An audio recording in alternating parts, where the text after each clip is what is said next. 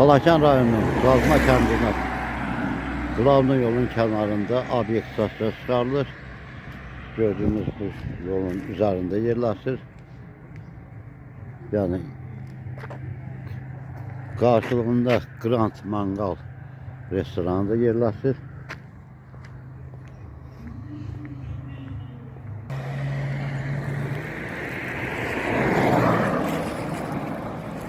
Tam yolun kenarında yerleşir.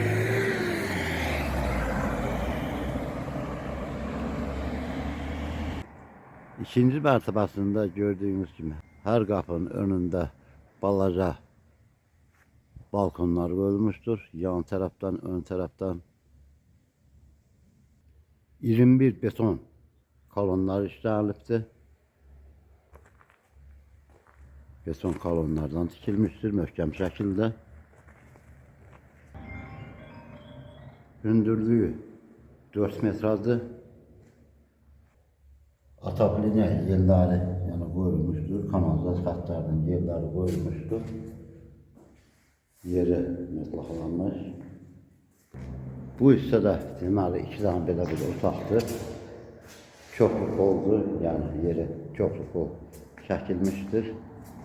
İşıq xətləri qoyulmuşdur. İkinci otağı. Burada da arkada bir otağı var. Burada da yine xətləri qoyulmuşdur. Gördüğünüz gibi bu hissədə. Burada 2 hissə var. Kerma granitli, yani bahalı materialdır. Gördüğünüz metlaq.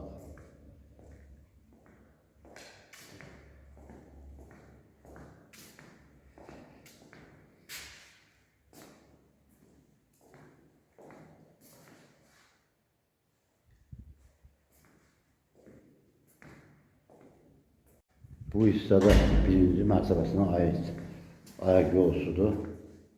Xətlər qoyulmuşdur. Kanalizasiya xətti qoyulmuşdur bu hissədə.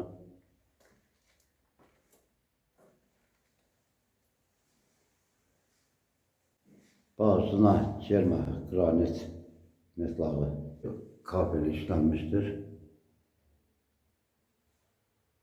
Mərtəbə arası qeyd etdiyim kimi beton monolitdir. Obyektin ön hissəsindən gördüğünüz uzabura kimi 6 metr yarımdır. Yani bu hissədə plaşaska kimi olacaq. Yani maşın dayanacağı kimi deyək. Çox möhkəm şəkildə tikilmiş bir obyektdir. Obyektin arka taraftan görünüşü yeni tikilmiş obyektir. Torpağı kubik zaburun tümünədək gezir. Yani çam ayak yolusu da buna aittir.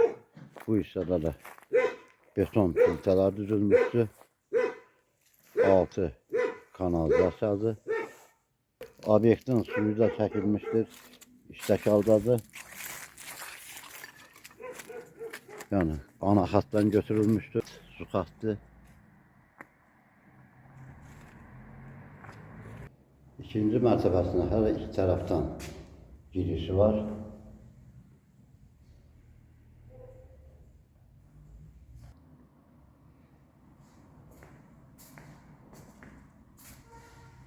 İkinci mərtəbəsi 2 hissədən ibarətdir.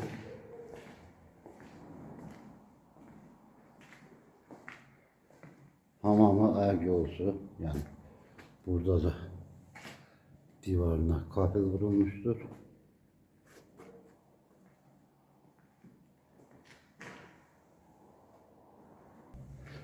İkinci mərtəbəndə yerdən hündürlüyü 4 metrədir. Burada da işıq xətləri qoyulmuşdur. Gördüğünüz gibi her taraftan balkona şkaflarını koyduktur.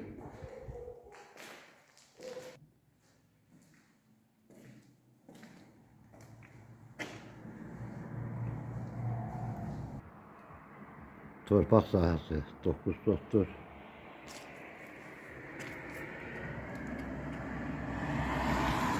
Keyfiyatlı plastikten işlenmişti. Gördüğünüz gibi.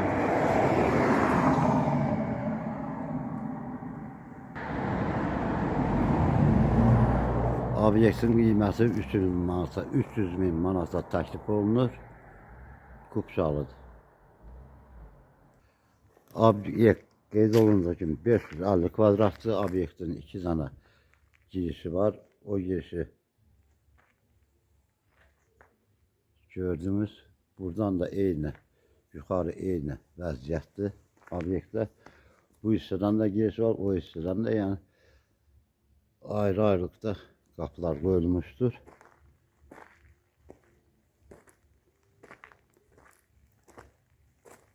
İşıq hattı da çəkilmişdir. Suyu var, işığı var, kanalizasiyası var. Obyektin kupçası da var. Tam yolun kənarında yerləşir.